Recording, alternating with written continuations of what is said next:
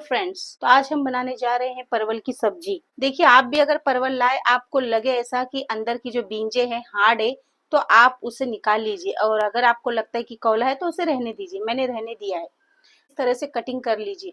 पाव kilo आलू ली मैंने और 2 टमाटर ली हूँ, एक बड़ा एक छोटा, और 3 मीडियम साइज की प्याज। देखिए, मसालों में हम क्या क्या ले लेंगे। 1 टीस्पून धनिया पाउडर ले लेंगे, हाफ टी स्पून हल्दी, हाफ टी स्पून गरम मसाला एंड हाफ टी स्पून नमक ले लेंगे, और 1 टेबल स्पून मिर्ची पाउडर ले लेंगे। चलिए शुरू करते हैं। 2/3 से हम तेल शामिल कर लेंगे और सब्जियों को फ्राई कर लेंगे। परवल के बाद में हम आलूओं को भी फ्राई कर लेंगे। हल्के मसालों में इन्हें बनाना है। परवल मैंने फ्राई कर चुकी हूँ। देखिए, तकरीबन 10 मिनट लग चुका है मुझे। इसमें अच्छा खासा मॉइस्चर था उसे सूखने के लिए।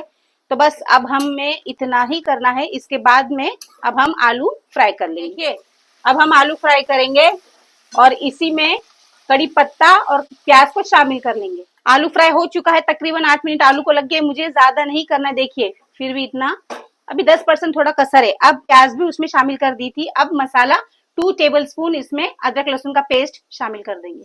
अब हम भूनेंगे। मसाला शामिल कर दिए हम। अभी 10% आलू गलना बाकी है, तो अब हम इसे कवर करके 10 मिनट के लिए टमाटर और आलू गल जाए कवर करके सिम पे रख देंगे। देखिए, आलू गल चुका है। परवल शामिल कर देंगे।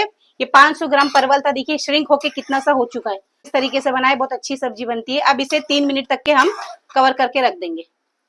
सब्जियां हो चुकी है। अब हम गार्निश कर देंगे। मैं आपको सर्व करके दिखाती हूँ।